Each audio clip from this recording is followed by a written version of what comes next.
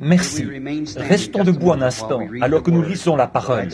Nous abordons tout de suite la parole ce soir pour ne pas prendre trop de temps. Je veux que vous preniez avec moi ce soir le livre de l'Exode. Et pour commencer, le chapitre 4 du livre de l'Exode. Moïse répondit et dit, « Voici, ils ne croiront point, et ils n'écouteront point ma voix, mais ils diront, l'Éternel ne t'est point apparu. » L'Éternel lui dit, « Qu'y a-t-il dans ta main ?» Il répondit, « Une verge. » L'Éternel dit, « Jette-la par terre. » Il la jeta par terre, et elle devint un serpent. Moïse fuyait devant lui. L'Éternel dit à Moïse, « Étends ta main, et saisis-le par la queue. » Il étendit la main et le saisit. Et le serpent redevint une verge dans sa main. C'est là, dit l'Éternel, ce que tu feras, afin qu'ils croient que l'Éternel, le Dieu de leur père, t'est apparu. Le Dieu d'Abraham, le Dieu d'Isaac, le Dieu de Jacob. L'Éternel lui dit encore, « Mets ta main dans ton sein. » Il mit sa main dans son sein, puis il la retira. Et voici, sa main était couverte de lèpre, blanche comme la neige. L'Éternel dit, « Remets ta main dans ton sein. » Il remit sa main dans son sein, puis il la retira de son sein. Et voici, elle était redevenue comme sa chair.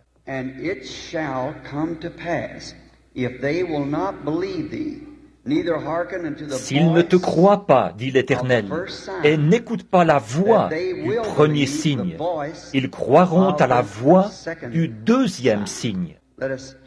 Inclinons la tête. Et pendant que nos têtes sont inclinées, et nos cœurs aussi, je me demande s'il y a des gens ici ce soir qui ont des requêtes de prière. Voulez-vous l'indiquer en levant la main? Que Dieu exauce vos requêtes. Notre Père Céleste, nous considérons vraiment que c'est un très grand privilège de pouvoir nous approcher de toi par la prière, en venant au nom du Seigneur Jésus. Et il nous a promis que si nous demandions quoi que ce soit en son nom, cela serait accordé. Tu connais le besoin de chacun de nous.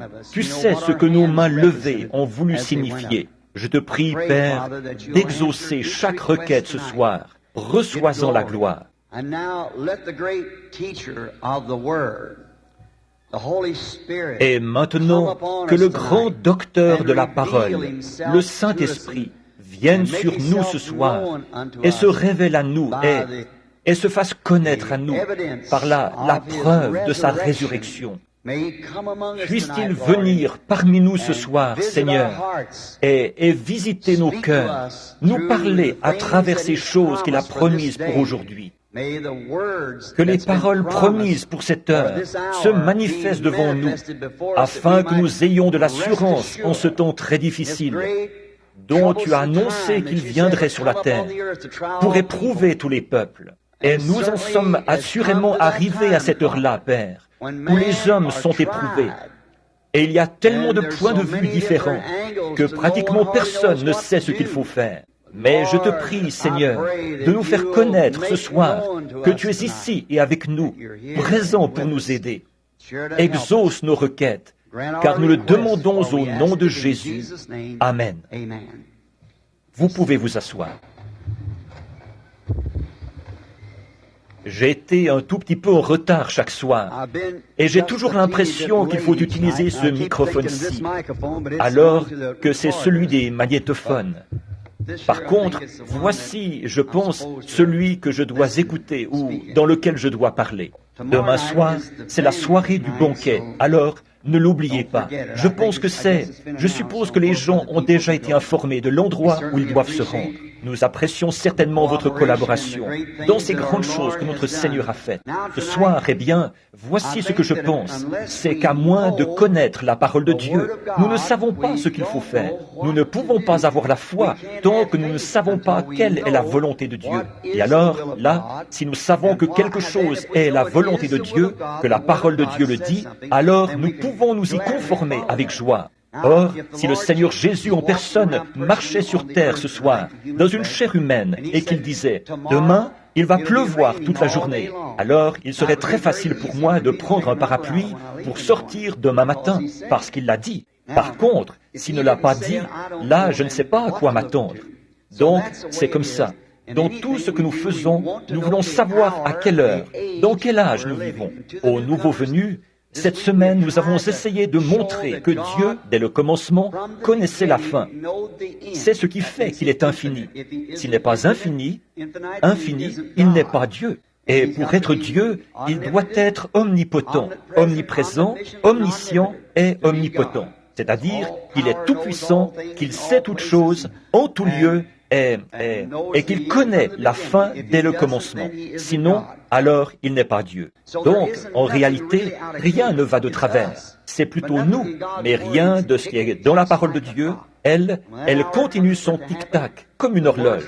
Et quand c'est l'heure où la chose doit arriver, la parole assignée pour cet âge-là, alors la chose arrive. On pourrait penser que ça ne va pas arriver. Parfois, la chose arrive et on ne la reconnaît pas. Jésus a dit une fois, ils lui ont dit, pourquoi donc tous les scribes disent-ils qu'Élie doit venir premièrement? Voyez-vous, c'est donc qu'ils le croyaient. Ils croyaient qu'Élie allait venir. Jésus les a regardés et il a dit, Élie est déjà venu et vous ne l'avez pas reconnu. Voyez? Alors voyez-vous, c'était passé à côté de ces gens-là, les scribes, les ministres, les disciples. C'était Jean-Baptiste, et sa venue était en tout point conforme à ce que devait être la venue de cet Élie. Et pourtant, ils ne l'ont pas reconnu. Et maintenant, il nous incombe de reconnaître l'heure où nous vivons et le temps où nous vivons.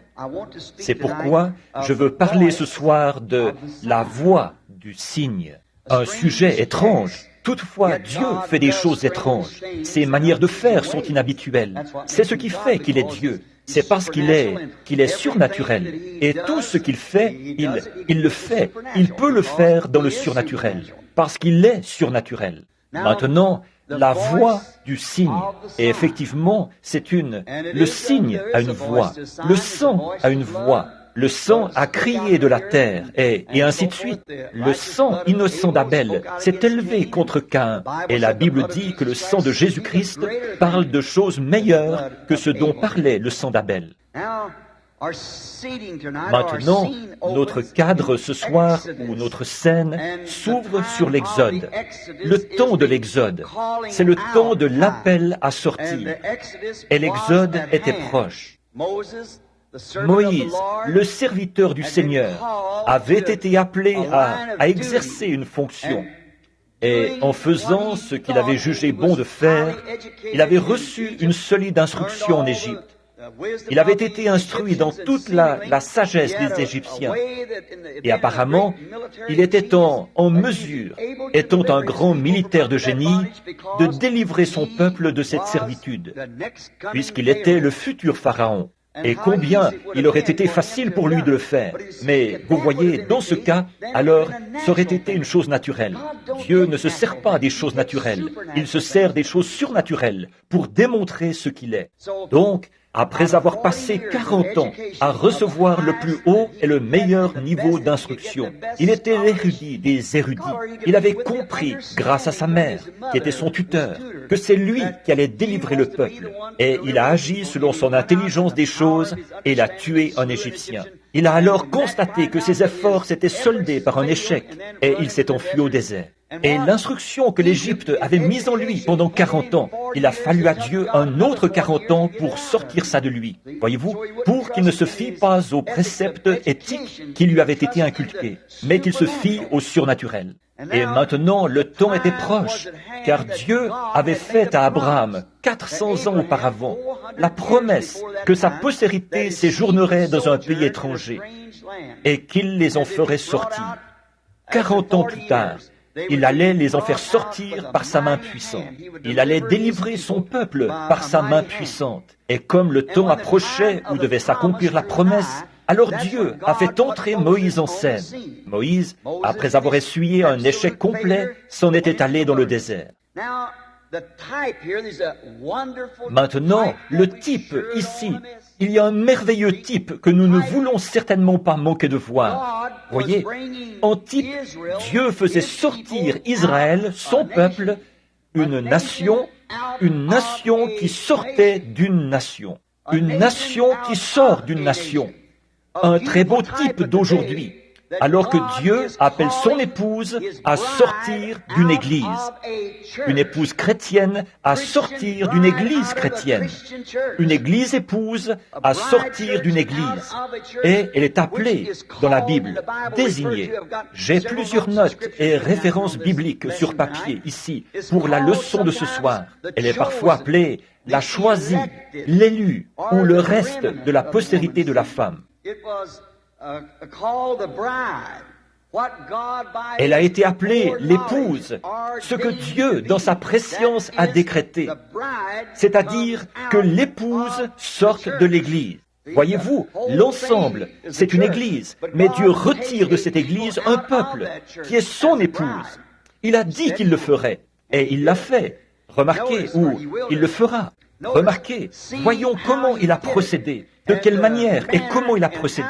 C'est ce que nous voulons examiner maintenant, au moment où il a fait sortir Israël, comment il a procédé et de quelle manière il s'y est pris. Remarquez, quand est venu le moment où devait s'accomplir la parole promise, Dieu a appelé Moïse par prédestination et l'a choisi afin qu'il remplisse cette tâche.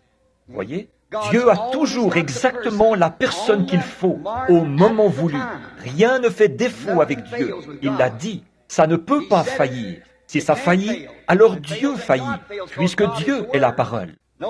Remarquez là, la parole devait être manifestée. Et au moment où la parole devait être manifestée, relativement à une promesse, alors Dieu envoie toujours un prophète pour manifester cette promesse. Parce que c'est à lui que vient la parole du Seigneur. Moïse, qui avait été prédestiné en vue de cela, a été appelé à remplir cette tâche. Personne d'autre ne pouvait la remplir. Quand Dieu a appelé une personne à remplir une certaine tâche, personne ne peut prendre sa place. Personne ne peut prendre votre place. Vous êtes particulier. Combien de fois je me suis dit que ça me sourirait de prendre la place d'Oral Roberts, que ça me sourirait de prendre la place de Billy Graham ou de quelqu'un comme ça. Faire comme Billy Graham, aller prêcher en auditoire, inviter les pécheurs à s'avancer à l'autel, ne plus y penser, rentrer chez moi, ne pas être obligé de rester là et continuer à lutter. Je ne peux pas être Billy Graham. Par contre, Billy Graham non plus. Il ne peut pas être moi. Nous sommes tous les deux. Je ne peux pas être Oral Roberts. Oral Roberts ne peut pas être moi. Chacun de vous a une place bien à lui dans l'économie de Dieu. L'un jeûne continuellement et est en communion avec Dieu, tandis que l'autre, lui, il chasse des démons, parce que celui-là jeûne. Mais c'est tout le corps de Christ qui travaille conjointement dans l'unité. Quand on voit ces barrières dénominationnelles qui nous divisent, ça me brise le cœur, voyez-vous, parce que c'est ce qui nous sépare. Nous sommes un. Il n'y a personne d'important parmi nous, personne de grand parmi nous. Nous sommes tous pareils. Nous sommes des enfants de Dieu. Un seul est grand parmi nous, c'est Christ. C'est lui que nous devons reconnaître. Et si nous cherchons à recevoir de la gloire les uns des autres, nous ne pouvons pas avoir la foi, parce que nous avons foi les uns dans les autres. C'est en Christ que nous devons avoir foi. Il est celui parmi nous en qui nous devons avoir foi. Et aussi avoir foi dans ce qu'il est en train de faire et dans ce qu'il nous a donné. Donc, personne ne pouvait prendre la place de Moïse. Peu importe combien il fuyait et combien il essayait de se défiler, Dieu sait pourtant ce qu'il fait. Il savait exactement ce qu'il devait faire pour façonner Moïse. Il fallait que ces choses-là arrivent. Maintenant, regardez bien. Personne ne pouvait prendre sa place. Maintenant, regardez bien. Dieu lui a donné un signe qui allait confirmer son appel et ses affirmations lorsqu'il descendrait en Égypte. Or, Dieu dote toujours le messager d'un signe et d'une voix qui accompagne ce signe. Et ce signe identifie l'homme si c'est quelque chose qui est écrit dans l'Écriture. Comme Jean qui a dit, « Je suis la voix de celui qui crie dans le désert ». Ils ont dit, « Es-tu le Messie ?» Il dit, « Je ne suis pas le Messie, mais je suis la voix de celui qui crie dans le désert ». Comme a dit Ésaïe le prophète, il pouvait s'identifier clairement. Et donc, nous constatons là que Dieu, toujours, ne change jamais sa manière de faire. Il ne peut pas changer. Dieu fait tout exactement de la même manière. Quand il il met en place les éléments de son système. Comme je le disais l'autre soir, il a pris une décision. L'homme allait être sauvé par le sang répandu d'un innocent. Nous avons cherché par tous les autres moyens de procurer le salut à l'homme. Nous avons cherché à l'emmener quelque part, là où nous avions bâti une ville. C'est ce que Nebuchadnezzar a fait. Et ils ont bâti une tour. C'est ce que Nimrod a fait. Ils ont eu la loi, ils ont eu des temples, ils ont eu des églises, ils ont eu des organisations, ils ont eu des systèmes pédagogiques, des systèmes dénominationnels pour essayer d'amener l'homme à Dieu. Tout ça a complètement échoué. Ça va toujours échouer. Il faut en revenir à ce sang répandu. La manière de Dieu de faire les choses est déclarée dans sa parole.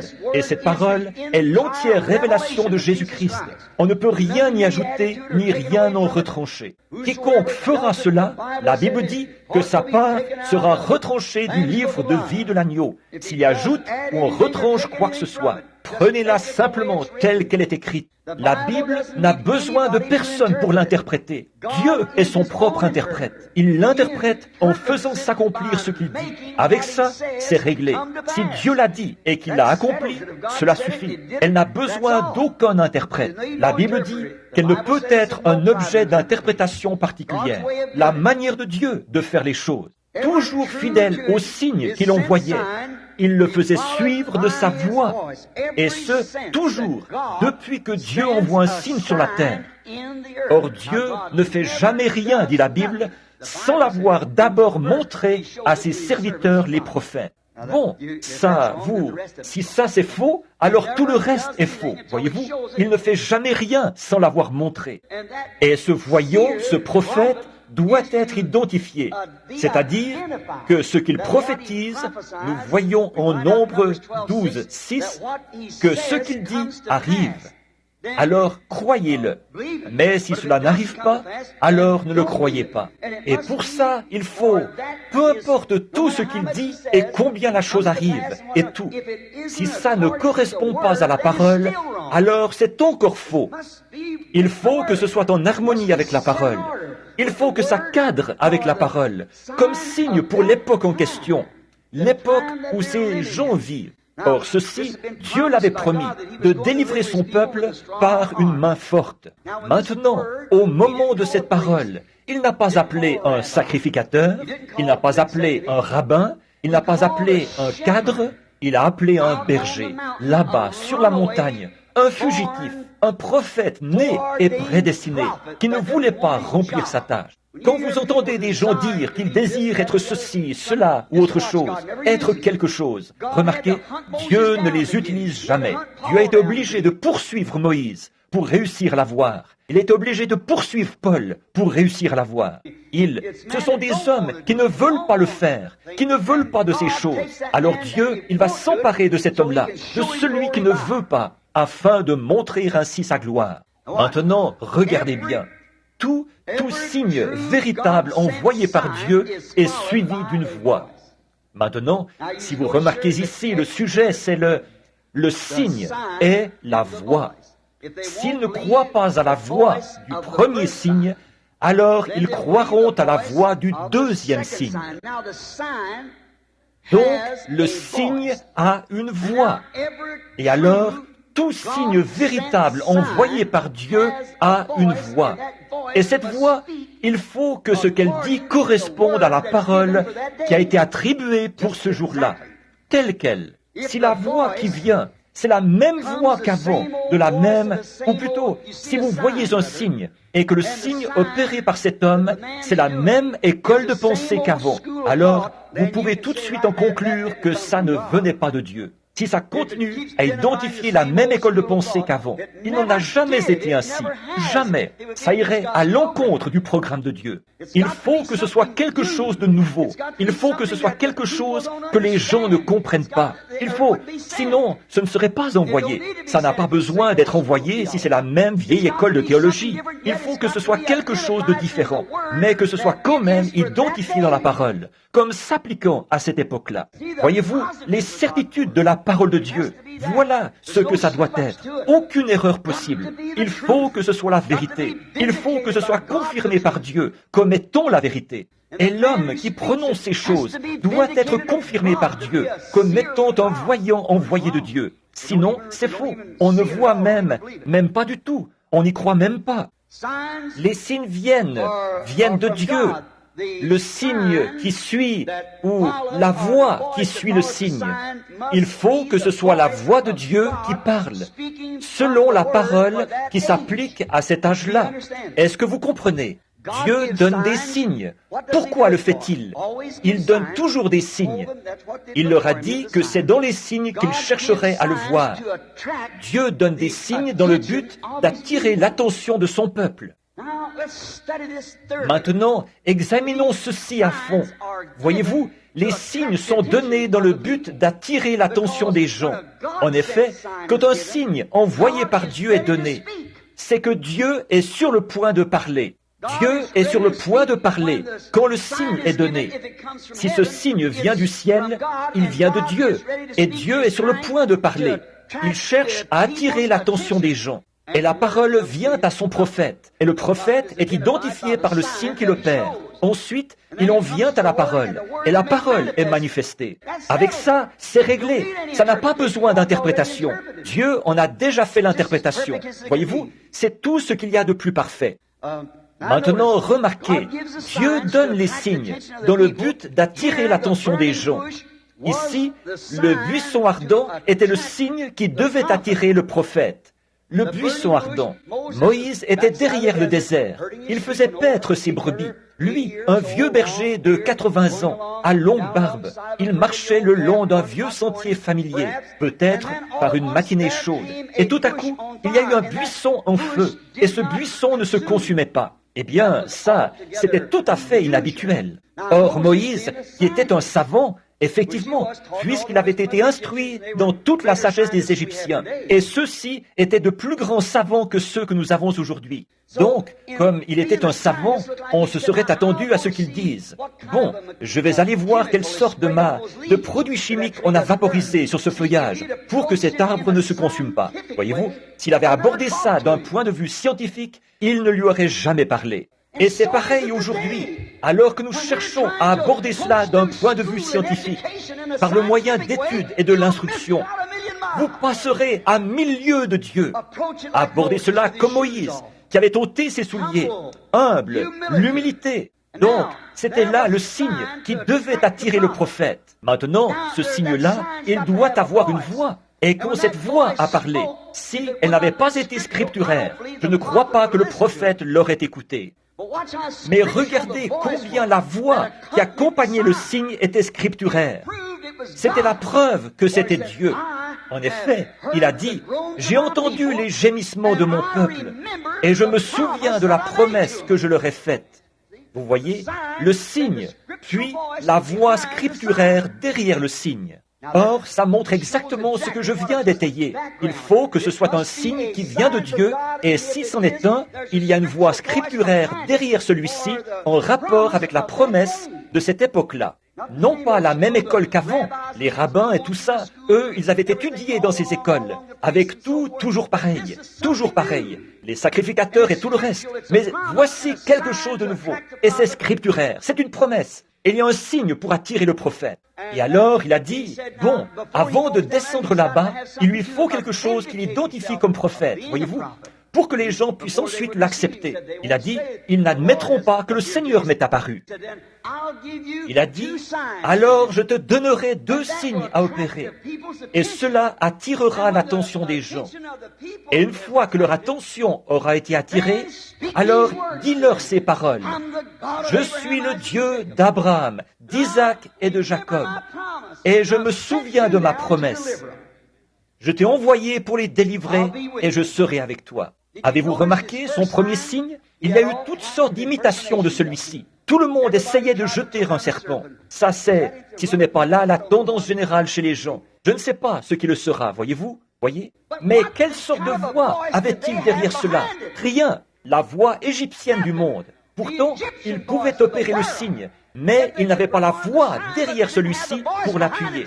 Mais Moïse, lui, il avait « L'ainsi dit le Seigneur ». C'était là la différence. Finalement, les imitateurs ont continué longtemps comme ça, mais finalement, ça a fait son temps. Savez-vous que la Bible dit que cela se reproduirait dans les derniers jours? De même que Janès et Jambres s'opposèrent à Moïse, de même le feront des hommes ayant une mentalité réprouvée en ce qui concerne la vérité. Qui est la vérité? Jésus-Christ est la vérité. Voyez, ayant une mentalité réprouvée en ce qui concerne la vérité. Maintenant, Jéhovah va parler par sa parole promise. Il faut donc qu'il prépare ce prophète avant de l'envoyer. En effet, c'est toujours dans sa ligne de pensée, c'est sa façon de faire chaque fois, d'envoyer son prophète avec la parole. Et il confirme ce prophète. Et là encore, c'est un signe promis. Le prophète lui-même est un signe. La Bible le dit. Quand vous voyez s'écouler des laps de temps et qu'ensuite vous voyez venir, considérez l'histoire de la Bible, étudiez-la. Chaque fois qu'on voyait s'écouler un laps de temps assez long, mais juste au moment où on voyait apparaître un prophète, là, c'était un signe de jugement. Dieu était sur le point de juger le monde. Quand ou la nation, ou le peuple, quand on voyait arriver un prophète. J'ai déjà apporté une prédication là-dessus. Les frères qui enregistrent, vous vous en souviendrez. Un signe véritable qu'on néglige. Ils le négligent toujours. Ils l'ont toujours négligé. Mais c'était un signe de jugement imminent. Or, sa parole s'accomplit par sa voix. Ce qu'il promet, alors sa parole, il l'accomplit par la voix. La venue d'un prophète est un signe avertisseur d'un jugement imminent. Cela a toujours été. Je vais vous en citer un exemple. Regardez Noé, qui a fait son apparition dans les jours du monde antédiluvien. Un prophète qui prophétisait. Qu'est-ce qu'il y a eu? Le jugement s'est abattu aussitôt après. Moïse est arrivé en Égypte, un prophète confirmé, accompagné des signes d'un prophète. Qu'est-il arrivé? Le jugement s'est abattu sur l'Égypte tout de suite après. Élie est entré en scène, le prophète, et il a prophétisé à Achab et à cette nation-là. Qu'est-il arrivé? Le jugement s'est abattu sur elle tout de suite après. C'est vrai. Jean-Baptiste est venu. Il était un signe. Il était un prophète. Il était un signe prophète venu sur la terre. Les gens savaient que, quand il viendrait, le Messie parlerait après lui. Forcément, parce qu'il fallait atteindre les élus. Le but de ceci, c'est d'atteindre les élus, ceux qui sortent, comme du temps de Noé, comme du temps d'Élie, les 7000 ou les 700, ou quel que soit le nombre de ceux qui n'avaient pas fléchi le genou, de les appeler à sortir. Jean a appelé les élus à sortir, et il a remis ceci entre les mains de Christ quand il est venu. Il lui a remis son Église en disant « Il faut que je diminue et que lui croisse. » Parce que, il a dit, « Je ne suis pour lui qu'une voix qui crie dans le désert. Préparez le chemin du Seigneur. » Et Jésus est venu de la même manière. C'est ce qui prépare les élus à entendre la voix de Dieu. Voilà, c'est ça le signe prophétique. Oh, si vous suivez ces messages, préparez les élus, pas les autres. Eux ne l'entendront jamais. Ce sont les élus qui sont appelés. Vers qui cet ange qui a opéré ce signe à Sodome est-il venu? Vers Abraham et son groupe. Tenez-vous éloignés de Sodome. Elle va être brûlée. Voyez, Jésus a promis que ça se reproduirait de nouveau, vous savez, pour cette Sodome-ci. Maintenant, remarquez, qu'est-ce que cela a pour effet? De préparer les élus à recevoir l'abri prévu par Dieu, comme à l'époque de Noé et ainsi de suite. Et qu'est-ce que cela a pour effet? De condamner l'incroyant intellectuel à recevoir le jugement. Cela a toujours été. Quand on repousse la miséricorde, il ne reste plus que le jugement. Donc, cela prépare l'intellectuel et l'incroyant à recevoir le jugement. Parce que, qu'est-ce qu'ils font? Ils condamnent la chose. C'est pour cette raison que les Juifs ont mangé leur propre chair. C'est pour cette raison que le sang a ruisselé jusqu'à l'extérieur de la ville. Quand Titus, le grand général romain, l'a assiégé, c'est parce qu'ils avaient rejeté le Saint-Esprit. Le jugement était inévitable, parce qu'ils s'étaient moqués de cela. Jésus leur avait dit, au moment où il avait appelé Belzébul, alors il avait dit, « Je vous pardonne ». L'expiation n'avait pas été faite, mais il a dit, « Quand le Saint-Esprit sera venu faire la même chose, de parler contre lui ne sera jamais pardonné ». Et cela n'a jamais été pardonné à cette génération-là. C'est vrai. Le jugement pour l'incroyant s'est présenté dans ce but-là, pour éclairer le croyant et pour plonger l'incroyant dans les ténèbres. Tout comme la colonne de feu, elle éclairait pour permettre de traverser vers le pays promis. Elle plongeait dans les ténèbres ceux qui ne croyaient pas. C'est ce que font toujours les signes de Dieu. Fermer les yeux de l'incroyant et procurer la vue et la lumière au croyant pour lui permettre de marcher. Voilà pourquoi cela est envoyé. Si sa prophétie est vraie, si la prophétie du prophète est vraie et qu'elle s'accomplit, alors c'est l'avertissement de Dieu. Bon, dans Nombre 12, 6, nous voyons la même chose dans l'Écriture. La Bible a été écrite par ces hommes. Or, si nous lisons dans 2 Pierre 1, 21, il y est dit « C'est poussé par le Saint-Esprit qu'autrefois des hommes ont écrit la Bible ». De même, dans Hébreux 1.1, ce dont nous avons parlé l'autre soir, après avoir, à plusieurs reprises et de plusieurs manières, parlé à nos pères par les prophètes, Dieu, en ces jours qui sont les derniers, nous a parlé par Jésus-Christ, son Fils. La colonne de feu, le signe, la voix où la voix allait parler. La colonne de feu dans le buisson, c'était une voix impressionnante qui indiquait que Dieu était sur le point de parler. Remarquez que ce soit clair là. Ne manquez pas ceci. Quand Myriam s'était moquée de son frère Moïse, elle qui était prophétesse, quand elle s'est moquée de lui et que Dieu est descendu dans cette colonne de feu, Moïse a su que Dieu était sur le point de parler.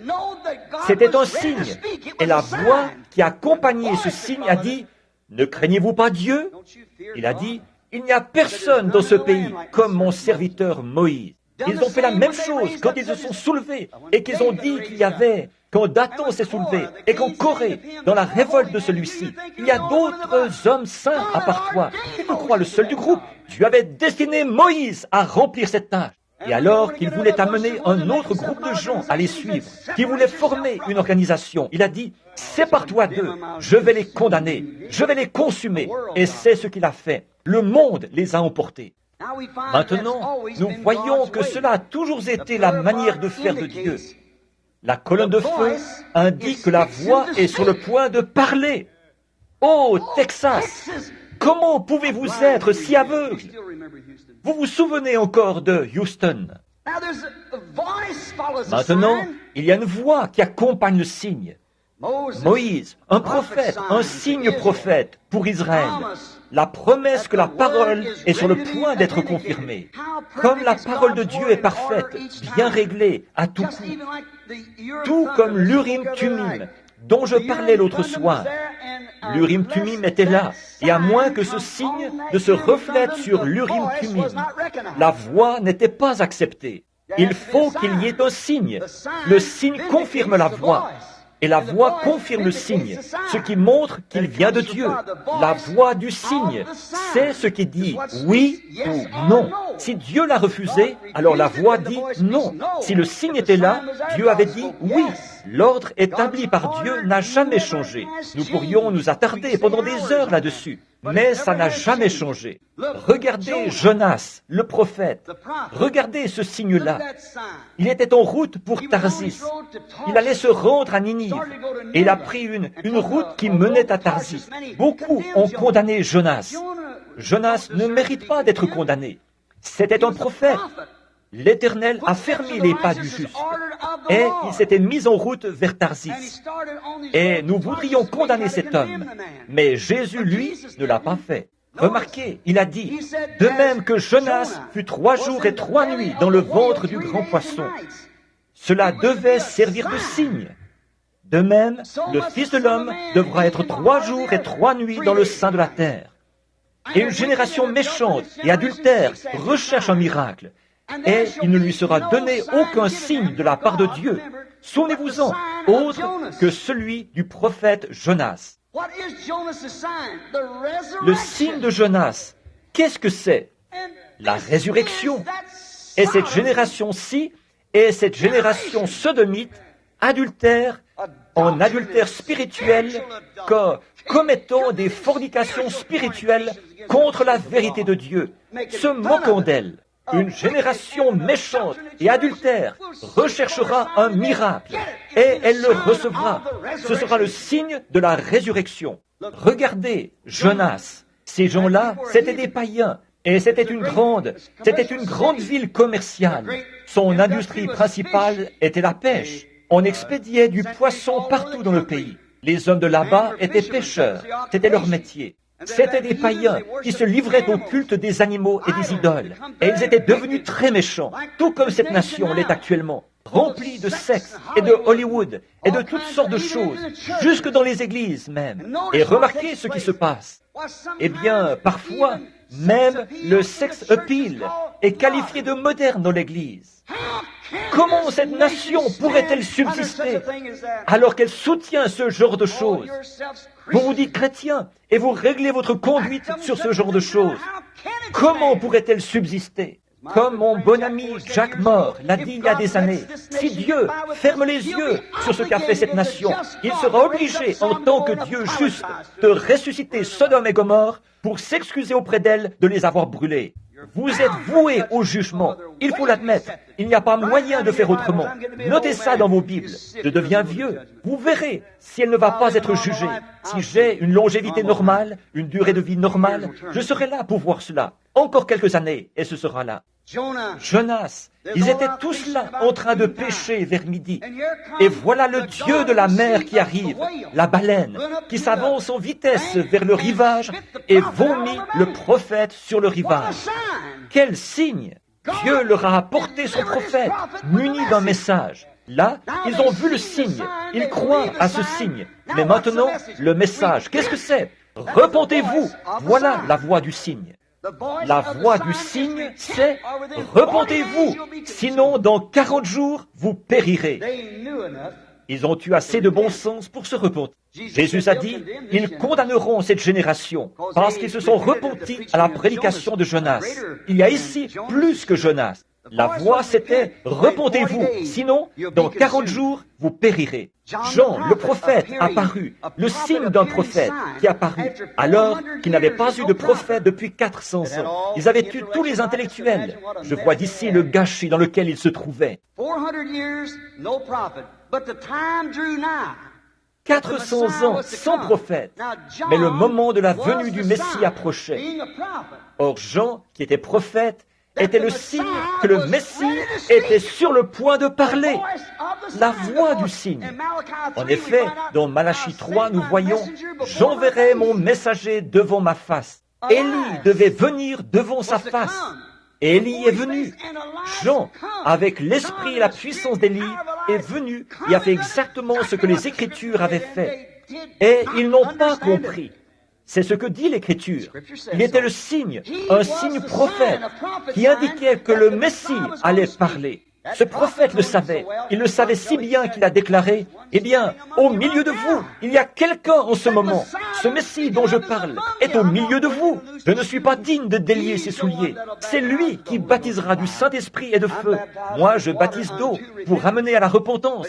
Mais il vient après moi. Il est au milieu de vous en ce moment. » Un jour, il a vu s'approcher un jeune homme. Il a vu cette colonne de feu, sous la forme d'une colombe, qui descendait du ciel. Une voix dit, « Celui-ci est mon fils bien-aimé, en qui je me plais à demeurer. » Il est dit là, « En qui je me plais à demeurer. » C'est simplement le verbe qui précède l'adverbe. Donc, c'est pareil. « En qui je me plais à demeurer. » Ou « Lui, en qui je me plais à demeurer. » Ça ne change rien à l'affaire. Remarquez, je me plais à demeurer en lui. Jean a dit, j'en rends témoignage. Celui qui m'a parlé dans le désert, pas dans le séminaire, dans le désert, m'a dit, celui sur qui tu verras l'Esprit descendre et demeurer, Amen, c'est lui qui baptisera du Saint-Esprit et de feu. Et j'en rends témoignage. C'est la vérité. Qu'est-ce que c'était? Ce prophète était le signe que le Messie était sur le point de parler. Le Messie, c'était quoi? Le Messie, c'était la parole dans sa plénitude. Il était la plénitude de Dieu. Les prophètes étaient une petite lumière vacillante. Mais en lui, il y avait toute cette lumière, dans ce Messie, car il était le Dieu manifesté, qui s'était fait Emmanuel, Dieu parmi nous dans une chair humaine. Le Messie était sur le point de parler. Et remarquez, La Bible dit que la parole du Seigneur vient au prophète. Or, voici Jean, celui de qui Jésus a dit qu'il était le plus grand prophète qui ait jamais vécu. Jésus l'a dit dans Matthieu chapitre 11. Qu'êtes-vous allé voir? Un homme agité par tous les vents? Cette dénomination-ci qui dirait « Je te donnerai plus, tu n'as qu'à faire ceci ». Pas Jean, non, non. Un homme qui se laisse marcher sur les pieds? Le fait? Non. C'était un prophète rude et qui ne mâchait pas ses mots. Êtes-vous allé voir un homme en grande tenue qui porte la soutane? Il a ajouté, non, eux, ils demeurent dans les palais des rois. Ils marient les jeunes, ils embrassent les bébés, ils enterrent les vieux. C'est ce jour-là. Ils ignorent tout d'une épée à 2 tranchants. Alors, qu'êtes-vous allé voir? Un prophète? Il a dit, plus qu'un prophète. Bien sûr, il était le messager de l'Alliance, celui que Dieu avait promis d'envoyer. Et remarquez, voici Jean qui est dans l'eau en train de baptiser et qui dit, il vient. Et voici la parole qui n'est plus au ciel, mais qui a été faite chair. La parole est faite chair. Qu'est-ce qui arrive ensuite? Quel est l'ordre établi dans l'écriture de Dieu? La parole est venue au prophète, juste là, dans le désert, juste là, dans ce bassin d'eau. La parole est venue au prophète. Jean a levé les yeux et il a dit, c'est moi qui ai besoin d'être baptisé par toi. Et ce cher vieux frère, le docteur Davis, de l'Église baptiste missionnaire, qui m'a baptisé dans la foi chrétienne, s'il est ici ce soir, je ne dis pas ça pour le blesser. C'est qu'il habite ici, au Texas, dans la région de Davis Mountains. Mais je me souviens qu'un jour, nous avions discuté là-dessus. Je n'étais qu'un jeune homme. Et j'ai dit, ça ne sonne pas juste, docteur Davis. Il disait, ce qui est arrivé, c'est qu'à ce moment-là, Jésus a baptisé Jean, après quoi Jean a baptisé Jésus, parce que Jean n'avait pas été baptisé. Ça ne me semblait pas juste.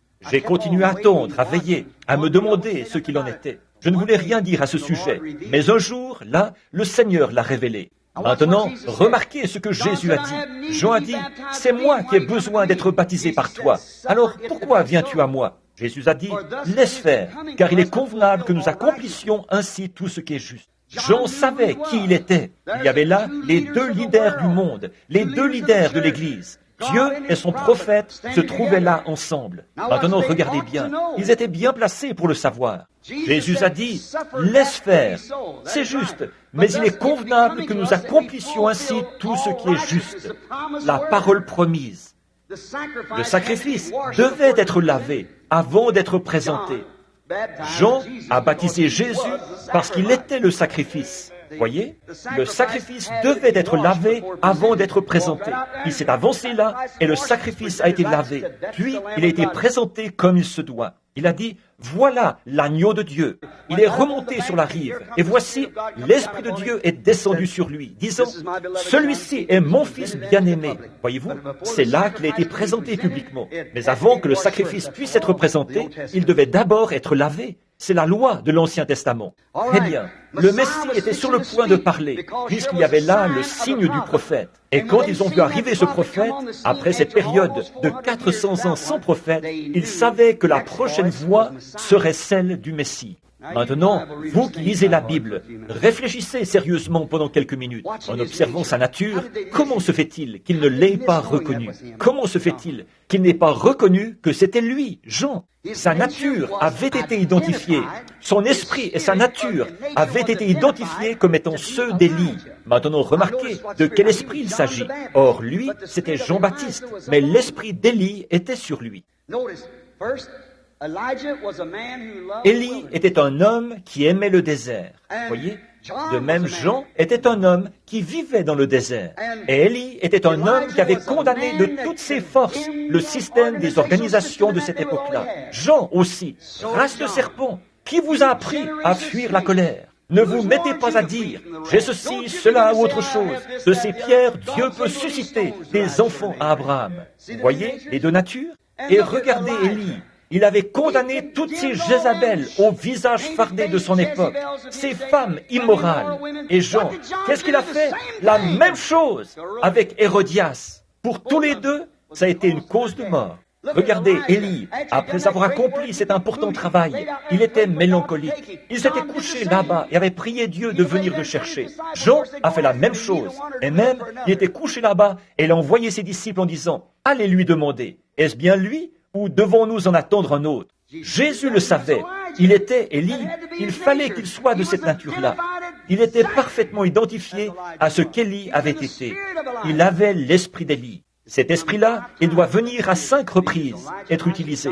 Élie, Élisée, Jean, Malachie 4, et ensuite pour les Juifs. Les derniers jours, nous y sommes ce soir. L'esprit d'Élie. Remarquez, bon, aujourd'hui, je veux que vous considériez les prophètes Achab contemporains que nous avons aujourd'hui. Ils laissent leur Jézabel se couper les cheveux, se farder le visage, porter des shorts, fumer la cigarette, faire n'importe quoi. Ce n'est pas grave. Nos prophètes Achab d'aujourd'hui, ils suivent la tendance de leurs écoles, bien sûr. Ils mènent les gens par des credos faits de main d'homme et par des dénominations. Qu'est-ce que c'est? Des prophètes Achab. Nous avons besoin qu'un autre Michée entre en scène. Ou, du temps d'Achab, c'est Élie qui était entré en scène. C'est lui qui a été promis. Il mène les gens en les laissant suivre la voie qui leur plaît. Sinon, si on ne les traite pas bien de ce côté-ci, ils iront de ce côté-là, adhérer à ceci, tout en continuant à maintenir leur profession de foi chrétienne. Eh bien, ils n'ont jamais été sauvés au départ. Leur nature même le prouve. Peut-on cueillir des raisins sur un arbuste épineux? Peut-on faire produire des pastèques à un plant de citrouille? Leur nature même démontre qu'ils ne veulent avoir rien à faire avec la parole. Ils s'en moquent et la blasphèment, alors qu'il est écrit « Ainsi dit le Seigneur ». Ces choses doivent arriver. Ils tournent cela en dérision, ils s'en moquent. Ce n'est pas étonnant que Jésus ait dit « La reine du Midi se lèvera avec cette génération dans les derniers jours, et elle la condamnera, parce qu'elle est venue des extrémités de la terre pour voir un homme qui avait un don de sagesse. » Il a dit « Il y a ici plus que Salomon. » Bien sûr, Salomon, son époque a été l'une des époques les plus glorieuses. Les gens ont tous eu foi dans ce don que Dieu leur avait donné en Salomon. Et sa renommée s'était répandue partout. Qu'en serait-il de nous, les gens d'aujourd'hui? Nous autres, Américains, nous cherchons toujours à élaborer un programme anticommunisme. Le programme de Dieu, le voici. Repentez-vous, tournez-vous vers Dieu. Un programme? Si les gens agissaient simplement en fonction de celui-là, on ne penserait plus au communisme. Alors que tout Israël avait cru à ce don que Dieu leur avait donné. Si l'Amérique voulait simplement croire au don que Dieu nous a donné en ces derniers jours, son Fils, sous la forme du Saint-Esprit, ressuscité des morts, vivant parmi nous selon sa promesse. Si seulement nous chérissions cela, ça n'atteindra que les élus, car nul ne peut venir à moi si mon Père ne l'attire. Et tous ceux que le Père m'a donnés, ils viendront. Il suffit de semer la semence. Elle tombe, une partie de ce côté-ci, une partie de ce côté-là. Mais on sème la semence de toute façon. Elle prendra racine, où qu'elle se trouve. Ils saisiront. Remarquez, ils en étaient là. Et nous voyons qu'à cette époque, Achab, cette nation-là, avait amené ces Israélites à faire tout ce qu'ils voulaient, tout en continuant à faire profession d'être Israélites. Oh, Élie a condamné cette génération-là de tout son être. Et Dieu a confirmé ce qu'il était. Il était prophète. Juste avant la venue, Jean a fait la même chose. Il s'est avancé tout droit en Israël. On avait marié cette femme à Hérode, la femme de son frère Philippe. Il s'est avancé tout droit vers lui. Il l'a affronté. Il n'a pas marché ses morts. Il n'avait pas peur qu'un surveillant le mette à la porte. Il n'avait pas de carte d'association. Il s'était associé avec Dieu seul. Il était son prophète.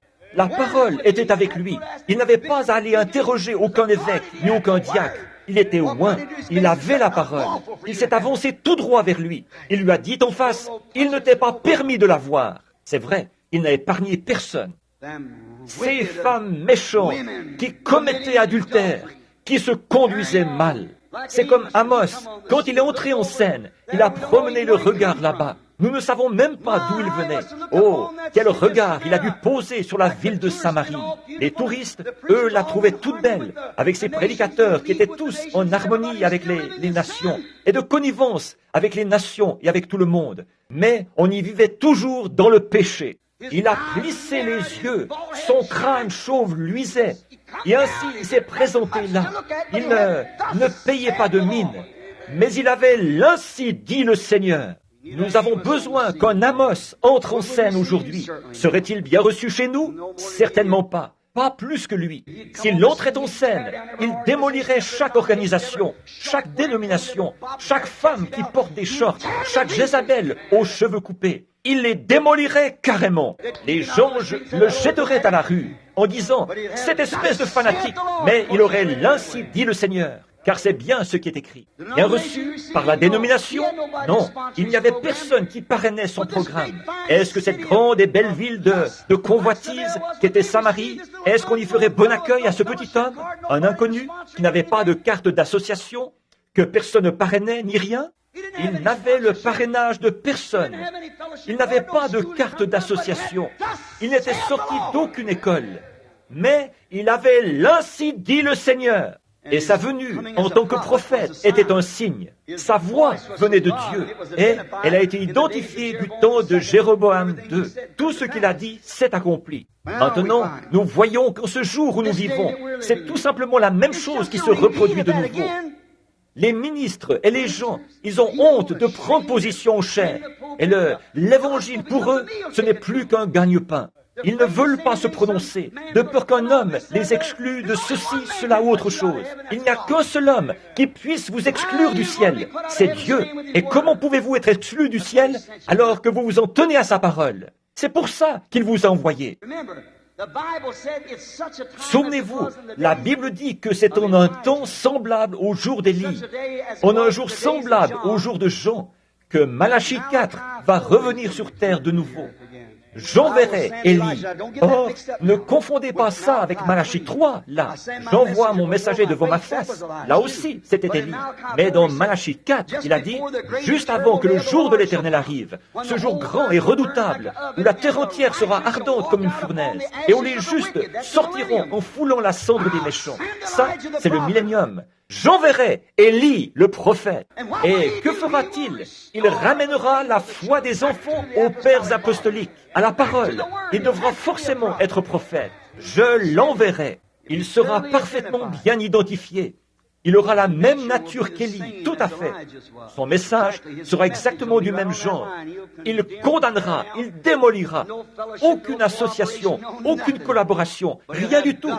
Mais il aura l'ainsi dit le Seigneur. Maintenant, souvenez-vous, toutes sortes de groupes se sont levés en disant « Le manteau d'Élie, c'est ceci, et la doctrine d'Élie, c'est ceci. » Tout un groupe, une organisation qui devient le groupe d'Élie, ou le manteau d'Élie. Ce n'est pas l'Écriture, ça.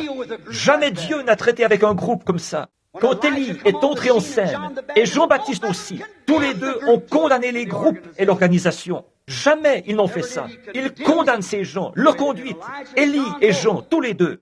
Non pas un groupe, ni une dénomination, mais tous les deux, chacun à son époque, ils ont condamné les groupes et les organisations. Et alors, le signe du temps de la fin accompagnera certainement la voix du temps de la fin. Élie doit entrer en scène, un homme loin de cet esprit-là, un homme des bois et tout, un amoureux des bois, qui entrera en scène pour confirmer ça. Bon, maintenant regardez bien ce que dit l'Écriture. Comme ça, vous ne serez pas séduits. Voyez-vous, le signe du temps de la fin est la voix du temps de la fin. Jamais Dieu n'a traité avec un groupe, nulle part dans l'Écriture. Il traite avec un seul individu, parce que tous les hommes sont différents les uns des autres. Tous les hommes, nos pouces sont différents, nos nez sont différents, nos actions sont différentes. Il met la main sur un seul homme pour pouvoir amener celui-ci à être en harmonie tellement parfaite avec la parole qu'il deviendra cette parole. C'est pour ça que Paul a dit, pour que je ne sois pas enflé d'orgueil, au point de m'élever au-dessus de l'excellence de cette révélation, il m'a été donné un ange de Satan. Voyez, Matthieu a écrit, Luc a écrit, Marc a écrit, tout cela, mais eux, ils avaient seulement suivi Jésus et écrit ce qu'il avait dit. Mais Paul, lui, avait la révélation de qui il était. Voyez-vous, c'est ça qu'il voyait.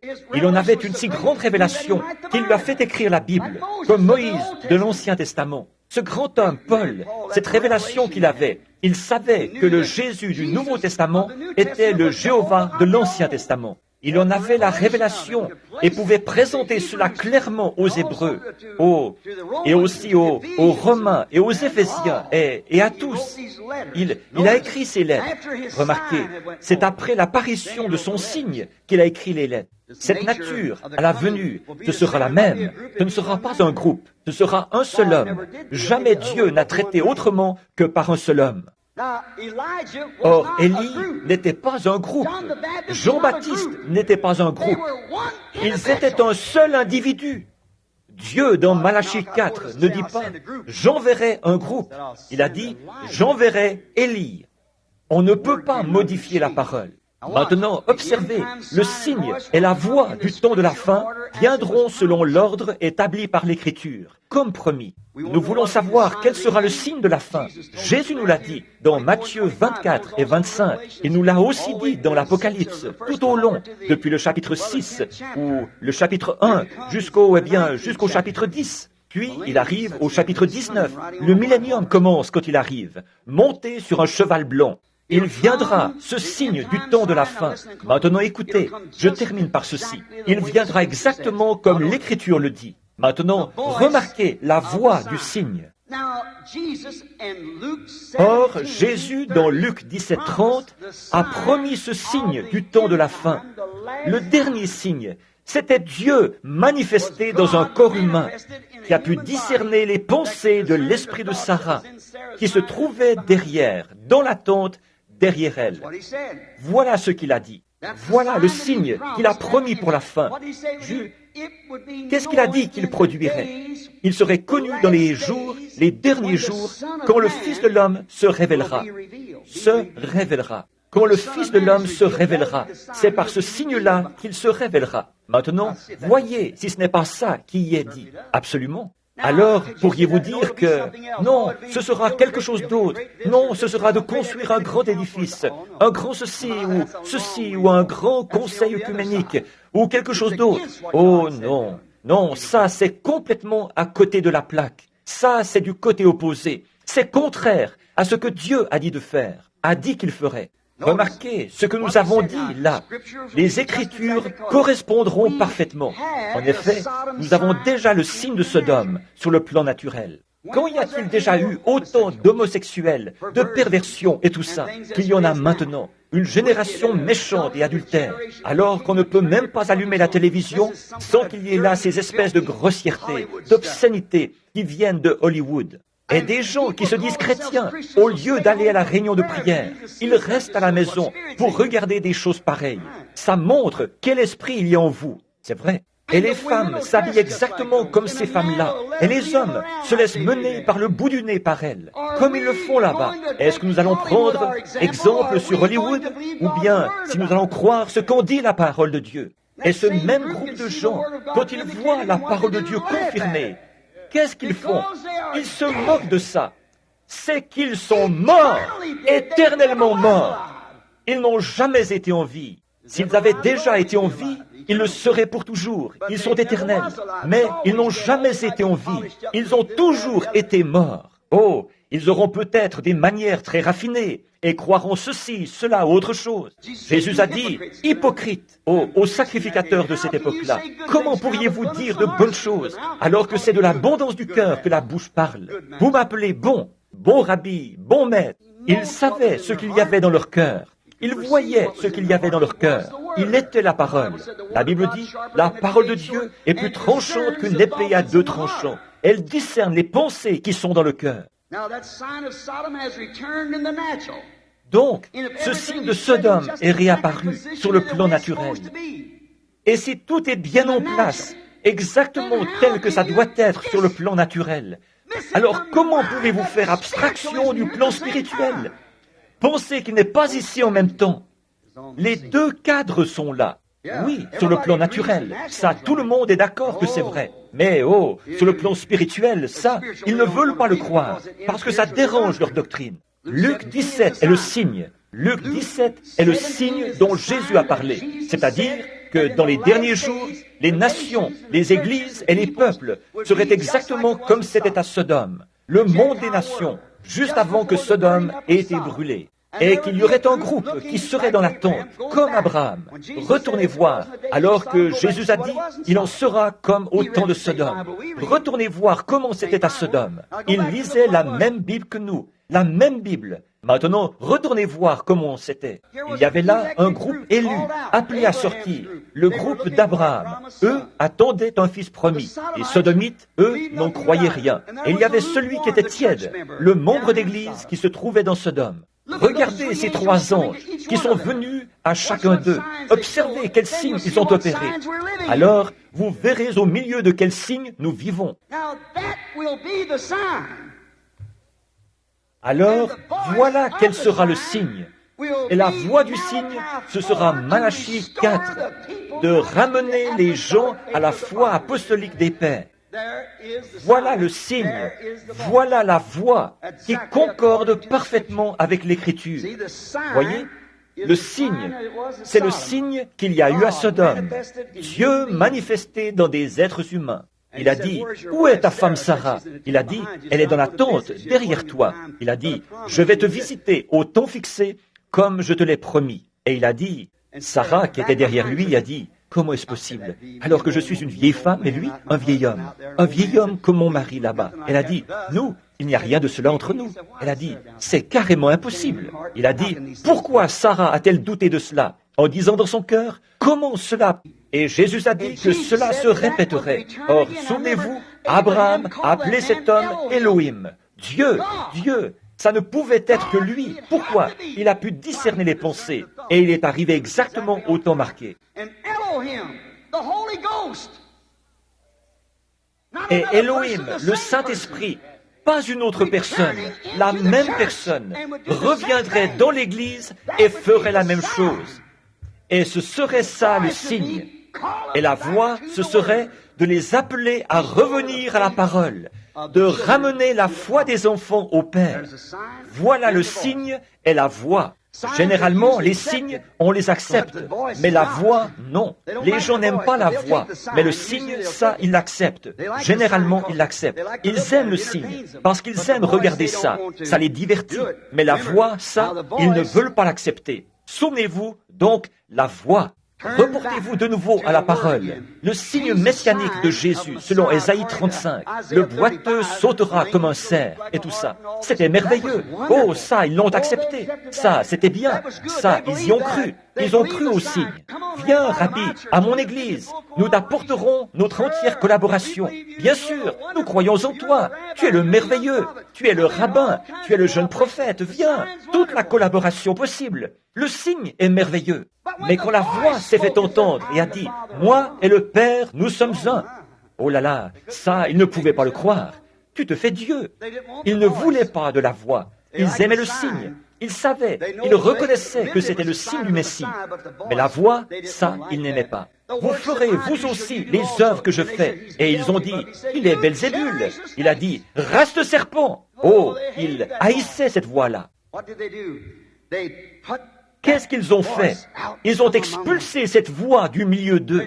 Ils l'ont expulsée. Jésus a dit, s'ils appellent le maître de la maison Belzébul, à combien plus forte raison appelleront-ils ainsi ses disciples? Souvenez-vous, dans Apocalypse 3, à l'âge de Laodicée. Laodicée, c'est maintenant. Le signe de Sodome doit venir. La voix, revenez à la parole. Détournez-vous de ces credos et de ces dénominations. Et tournez-vous de nouveau vers la parole. Quand celle-là est venue, selon Apocalypse 3, il a été expulsé de l'Église. Tout comme à cette époque-là. Le signe est très bien, mais pas la voix. Ils ne veulent rien à faire avec la voix. Non, non, la voix. Mais Moïse a dit que Dieu a dit à Moïse, ils ne veulent pas croire la première voix du premier signe. Essaye de leur faire accepter la deuxième voix.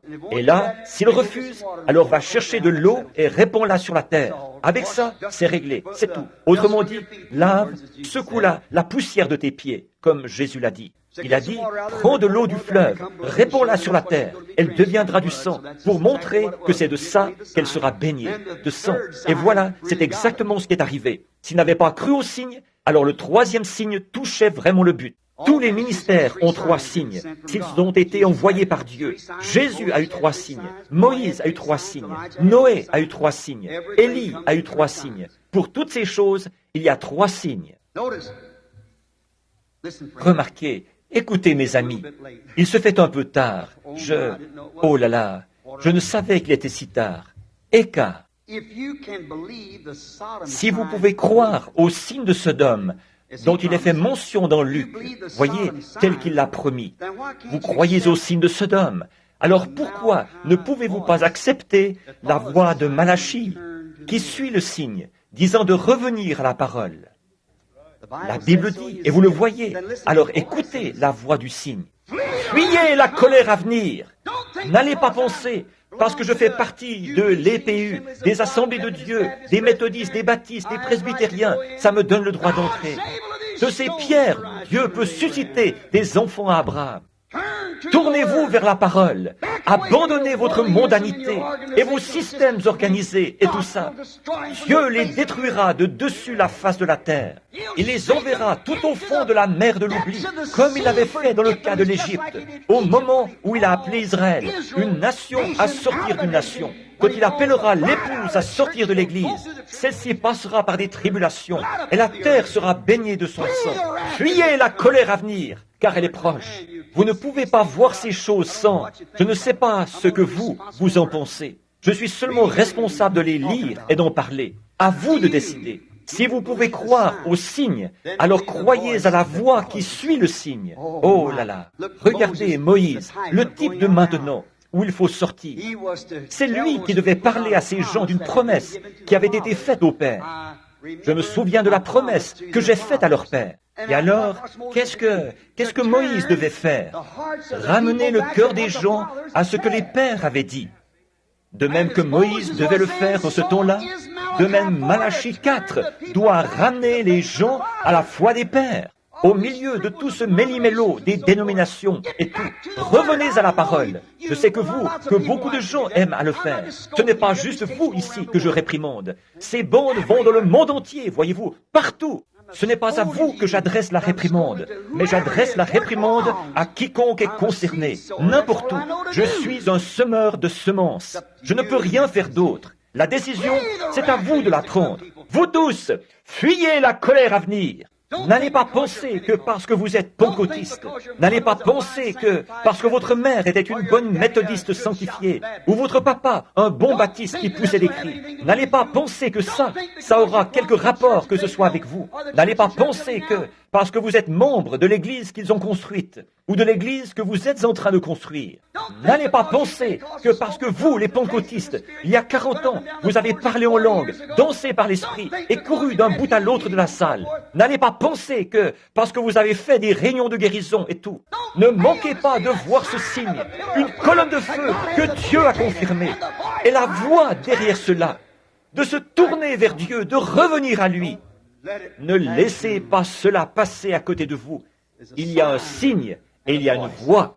Quand un homme arrive avec un signe et la même école de pensée qu'avant, alors il y a quelque chose qui cloche. Ça ne vient pas de Dieu. Oh là là, aplanissez ces sentiers maintenant. Alors, vous y croyez? Alors retournez, ô aveugles et dispersés, vers les vôtres. La Bible, le compositeur a dit, les nations se disloquent, Israël se réveille. Les signes que la Bible a prédits, les jours des gentils sont comptés, ils sont remplis d'effroi. Retournez, ô dispersés, vers les vôtres. Venez, revenez. Le prophète a dit, au temps du soir, il y aura de la lumière. Juste avant qu'il y ait obscurcissement total du soleil, il y aura de la lumière. Marchez dans la lumière, pendant qu'il y a de la lumière. Bientôt, le conseil œcuménique vous possédera, et alors, il n'y aura plus moyen d'avoir de la lumière. Inclinons la tête. Père Céleste, maintenant, c'est entre tes mains. J'ai semé la semence. Je ne sais pas où elles sont tombées. Je te prie de les bénir, où qu'elles soient. Puissent-elles s'implanter très profondément, extirper tous les endroits pierreux, déraciner toutes les ronces, en quelque sorte, et éliminer toute l'incrédulité. Accorde-le, Père. Nous te remettons maintenant ceci, au nom de Jésus-Christ. Amen. Pendant que vous avez la tête inclinée, les yeux fermés, demain soir, il y aura un banquet. C'est aux pécheurs de la ville que si le Seigneur le veut, que je devrais parler. En ce moment, je parle à une assemblée mélangée. Je n'oserais pas prêcher ceci. Ça ne ferait que les rendre plus aveugles que jamais à une réunion comme celle-là. Par contre, vous, ce soir, croyez-vous que vous avez vu le signe et pouvez-vous entendre la voix si vous l'avez vu et que vous croyez? Et vous qui ne l'avez pas fait, vous qui croyez mais qui ne l'avez pas encore accepté, Christ dans sa plénitude, voulez-vous lever la main? Que toutes les têtes soient inclinées, là, et tous les yeux fermés. Levez la main pour dire « Pensez à moi, frère Branham, pendant que vous prierez, je le ferai volontiers. Que Dieu vous bénisse. » Notre Père Céleste, la Bible dit, tous ceux qui crurent se firent baptiser. Je prie, Seigneur, que ces gens qui ont levé la main pour signifier qu'ils y croient, s'ils n'ont pas été baptisés du baptême chrétien, puissent-ils trouver l'église où on le fait et se faire baptiser. Accorde-le, Seigneur. Qu'ils ne soient pas seulement baptisés d'eau, ce qui n'est qu'un signe extérieur, qui indique que quelque chose s'est produit à l'intérieur. La Bible dit, il y a une seule foi, un seul Seigneur, un seul baptême. Et ce baptême-là est un baptême spirituel. Le corps qui est lavé, ça ne sert qu'à illustrer ou à signifier que quelque chose s'est produit à l'intérieur. Mais l'âme, c'est elle qui doit être baptisée du Saint-Esprit. C'est-à-dire que ce qui est éternel doit entrer dans cette nature humaine et transformer cette nature pour produire celle d'un croyant. Je prie qu'ils reçoivent le Saint-Esprit. Je te les confie maintenant comme des trophées du message et de la grâce de Christ. C'est dans son nom que je fais cette prière. Amen. Maintenant, pendant que vous avez la tête inclinée, avec respect, il ne me reste que 7 minutes. Je ne pourrai pas terminer à l'heure prévue. Je ne pourrai pas faire une ligne de prière en si peu de temps. Je vais vous demander de rester assis à l'endroit où vous êtes. Je suis désolé de vous avoir retenu si longtemps. Nous allons prier pour chacun. Vous, ici, ceux d'entre vous qui ont des cartes de prière, ne vous en faites pas. Nous nous occuperons de vous.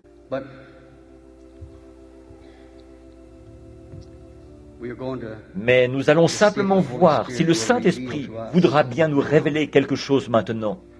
Si vous croyez en lui et que vous croyez que ceci est le signe, souvenez-vous, cet ange, il était un homme. Il a mangé, il a bu en présence d'Abraham. Et pourtant il a pu, alors même que Sarah était dans la tente, il a pu discerner les pensées qui étaient dans son cœur. C'était ça le signe. Il était la parole.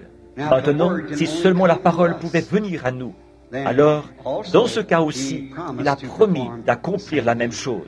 Maintenant, vous qui êtes dans l'auditoire, qui n'avez pas de carte de prière et qui savez que vous ne serez pas dans la ligne, moi, je ne peux pas discerner de qui il s'agit à moins que le Seigneur me le montre. Et vous croyez que Dieu, bien sûr, guérit les malades. Je veux que vous croyiez en ce moment, pendant ces quelques minutes, et priez simplement. Dites, Seigneur Jésus, je sais que cet homme qui est en train de parler, c'est un homme. Seulement, il m'a dit il nous a dit ce soir, et il nous l'a démontré, que le Saint-Esprit, que le monde ne peut pas le tuer. Ils ont pu tuer Jésus quand il était en chair. Ils l'ont mis à mort. Mais maintenant, il est ressuscité. Dans son état glorifié, on ne pourra plus jamais le tuer. Et il a dit, encore un peu de temps, et le monde ne me verra plus. Mais vous, les prédestinés, ceux qui ont été destinés à la vie éternelle, l'Église, l'épouse, vous me verrez, car je serai avec vous et même en vous jusqu'à la consommation. Vous ferez, vous aussi, les choses que je fais. Toutes ces promesses qu'il a faites. Or, je sais que quand il était ici sur terre, Dieu était en lui.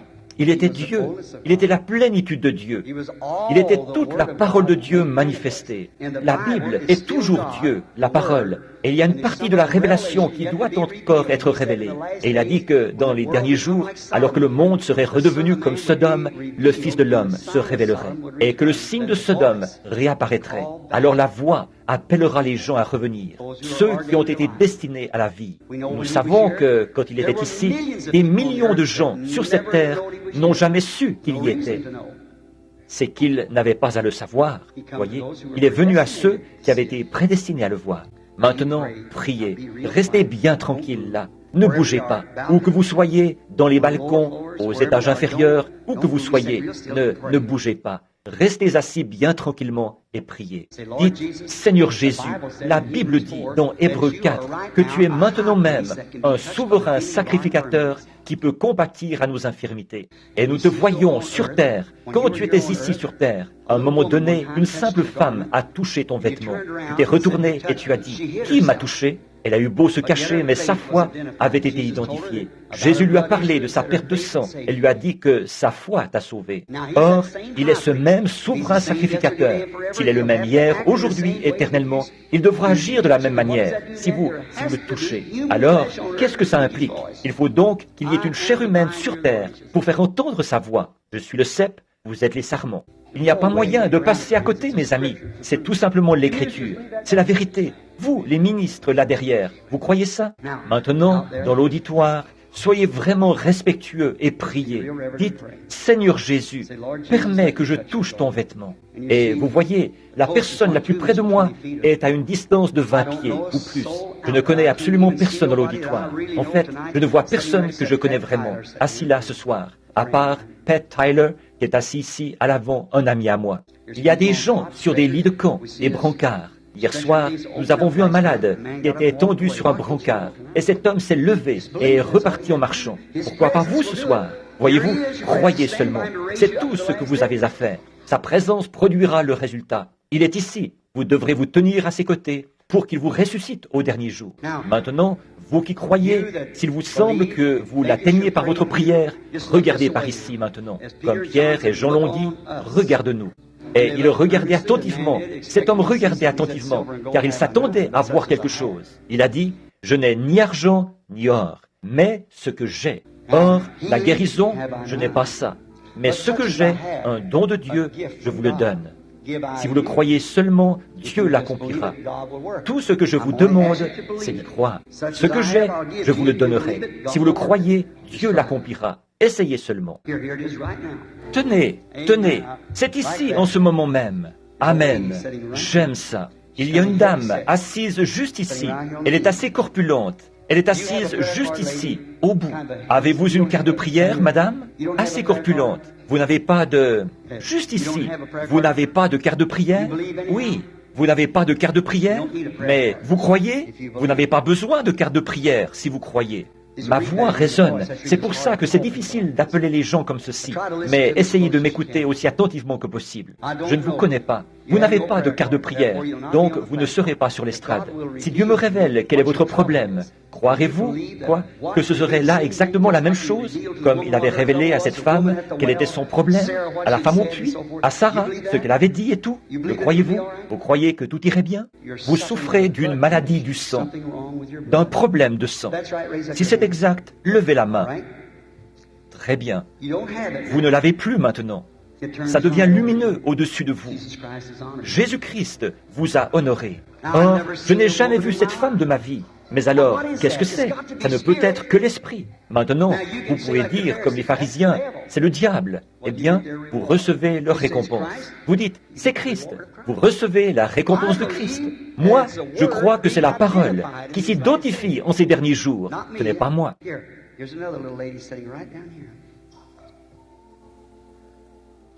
Tenez, voici une autre petite dame assise juste là.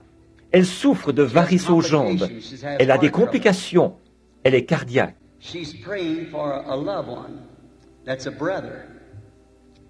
Elle prie pour un être cher. C'est un frère. Maintenant, elle pleure. Elle est en contact. Ce frère est dans un état très grave. C'est un diabétique. De plus, il y a une autre ombre sur lui. C'est un pécheur. Vous priez pour lui. C'est exact.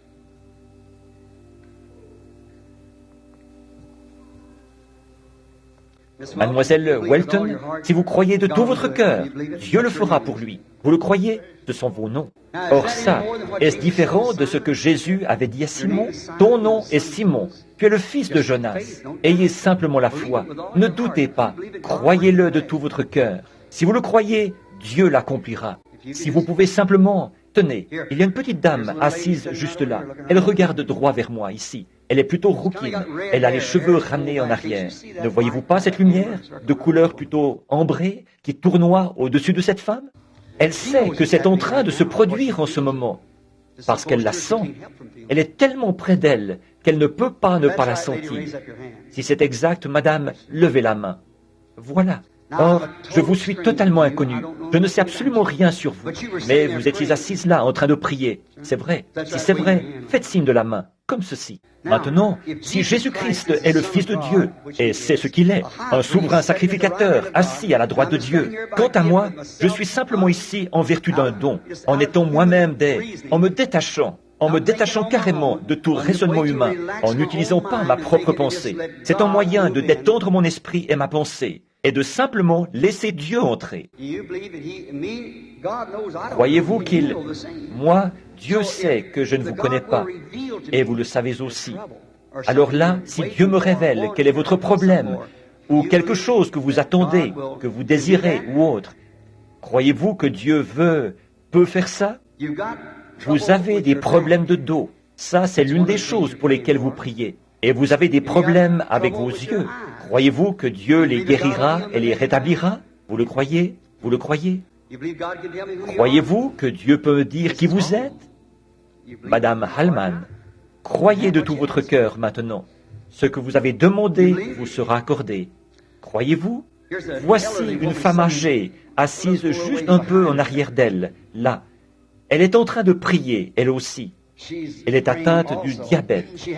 J'espère qu'elle ne manquera pas ceci. C'est juste au-dessus d'elle. Elle est assez âgée. Un instant. Puisse le Seigneur m'aider maintenant.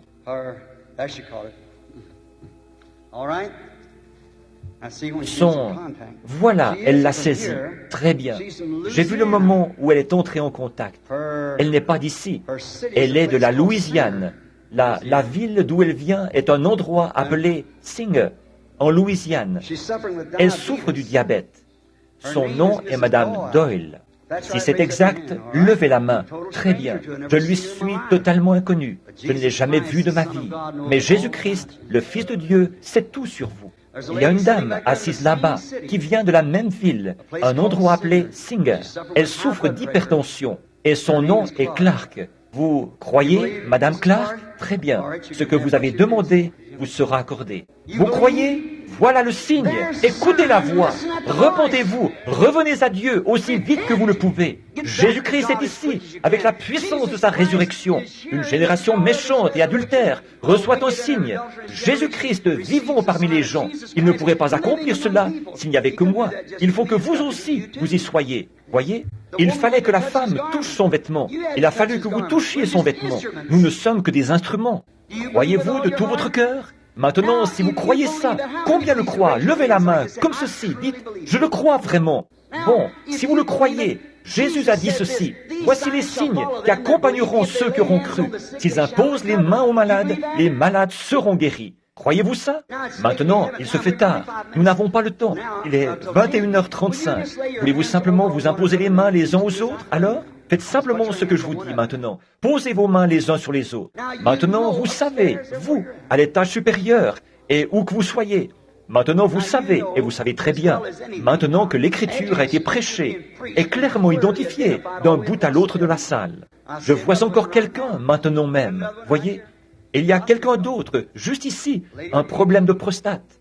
Une dame atteinte de tuberculose. Oui, dites donc, c'est vraiment partout maintenant. Mais cela affaiblit. Quoi d'autre? Quoi de plus? On en voit 50. Parfois, il y en a ce nombre-là. Et la fois suivante, on veut en voir 70. Jésus l'a fait une seule fois à Sichar. Et toute la ville a cru en lui. Ils attendaient le Messie. Le Messie est ici. Le Saint-Esprit. Le Messie d'aujourd'hui. Le Messie qui produit la confirmation de la parole, de sa promesse. Maintenant, je veux que chacun de vous, alors que vous posez vos mains les uns sur les autres, si vous êtes des croyants, maintenant, ne priez pas pour vous-même, priez pour l'autre personne, tandis qu'elle priera pour vous. Or, la même parole qui a promis ceci dans les derniers jours, a aussi promis. Et souvenez-vous, Jésus a dit, voici les signes qui accompagneront ceux qui auront cru. La guérison qui en résulte est la voix qui indique que le signe a été reconnu. Ils imposent les mains aux malades comme signe. La voix est un « Alléluia, le Seigneur m'a guéri ». Or, si ces signes suivent une voix, ce signe, si vous êtes un croyant, suivra. La voix suivra le signe. Si je vous présente ce signe que je vous ai dit venir de Dieu et que Dieu a promis pour aujourd'hui, il a été présenté si parfaitement que seul un incrédule pourrait ne pas y croire. Voyez? Puis voilà Dieu qui vient le confirmer pour le prouver. Maintenant, il est ici. Maintenant, chacun de vous, priez de la même façon que vous priez dans votre église, que ce soit silencieusement ou à haute voix, peu importe. Priez pour la personne sur laquelle vous avez posé vos mains, parce qu'elle est en train de prier pour vous. Et maintenant, levez les yeux. Et dans la présence du Messie, le Christ, le ressuscité, qui est toujours vivant après 2000 ans, comment pouvons-nous avoir l'esprit si engourdi? Cela devrait enflammer cette nation. Cela devrait amener Beaumont à se repentir, à prendre le sac et la cendre. Mais le fera-t-elle? Non.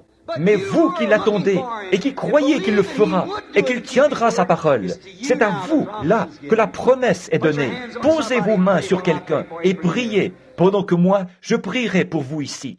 Seigneur Jésus, suffisamment de choses ont été dites, suffisamment de choses ont été faites. La parole qui était promise a été manifestée. Le Messie, le Christ de Dieu, en cette présence divine. Nous le sentons, nous le voyons. Nous savons qu'il a promis ceci dans les derniers jours. Ce qui arriva du temps de Sodome arrivera de même quand le Fils de l'homme se révélera.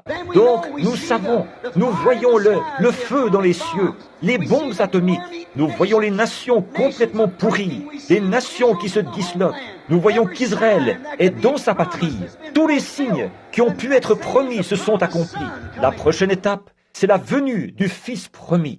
Ô Dieu éternel, dans la présence de Jésus-Christ, le glorieux Saint-Esprit, qui est maintenant ici, en train de confirmer qu'il est ici, exauce la prière de ces gens, exauce ces chrétiens. Et ainsi, quand je repartirai, ils ne diront pas, c'est Frère Branham qui a fait ceci. Quelqu'un d'autre, qu'ils ne connaissaient pas, leur a imposé les mains, et ils ont été guéris. Mais tu l'as promis que la voix aurait un signe. Aussi, puisse-t-il être guéri alors que je te les confie au nom de Jésus.